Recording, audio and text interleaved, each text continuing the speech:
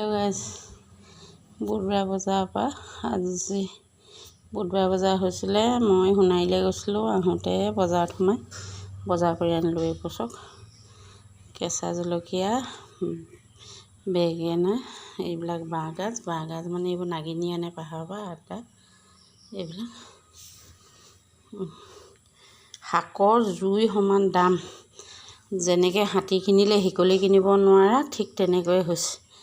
এতিয়া আলু দাইল কিনি খাব পাৰিলেও এই কেঁচা শাক পাচলিখিনি কিনি খাবলৈ চিন্তা কৰিবলগীয়া হৈছে। তাতেতো চব এইবিলাক ভেজালে সাৰ দিয়া।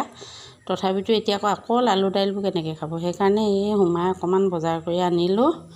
এইখিনি হ'ল মেজেঙা পাহাৰৰ পৰা অনা, আৰু এইটো কোমোৰা আনিছোঁ। পূজাত খাব লাগিব নহয় হাঁহ মাংস, সেইকাৰণে লৈ আহিছোঁ।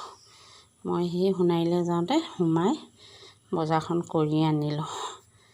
এয়া চাওক ইমানেই দাম। এইখিনিত কমচে কম মোৰ 500মান টকা পৰিছে কিজান। এইবোৰ চব বস্তুবোৰে দামেই হ'ল। আজিকালি কেঁচা শাক বজাৰ কৰিবলৈ চিন্তাই কৰিবলগীয়া কথা হ'ল নাই, হয় নাই কওকচোন? 80 টকা 60 টকাৰ তলততো একো শাক পাবলেই নাই। মই জলকীয়া আনিছিলোঁ, ভোট জলকীয়া। এইটো ফ্ৰিজত ভৰাই থৈছোঁ, অকণমান বোলো বেয়া হ'ব বুলি আপোনালোকক দেখাবলৈ নহ'ল।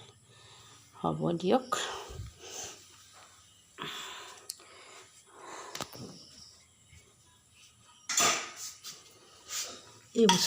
এইবোৰ ভোট জলকীয়া হ'ল নি? ইমান অকণ আমাৰ বাৰীতে লাগিছিলে ইমান ডাঙৰ ভোট জলকীয়া। এতিয়া এইবোৰ একদম অকণমানি এইখিনিতে মোৰ 30 টকা লৈছে, এই ভোট জলকীয়াকেইটাতে।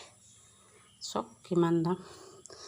হ'ব দিয়ক। শাক পাচলিবোৰৰ দামবোৰ শুনিলে আকাশ লংঘা হ'ল, হয় নাই কওক?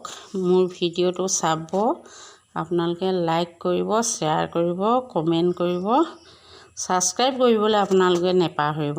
আজিলৈ আহোঁ বাই নতুন এটা ভিডিঅ' লৈ আপোনালোকৰ আগত পুনৰ উপস্থিত হ'ম। আজিলৈ আহোঁ।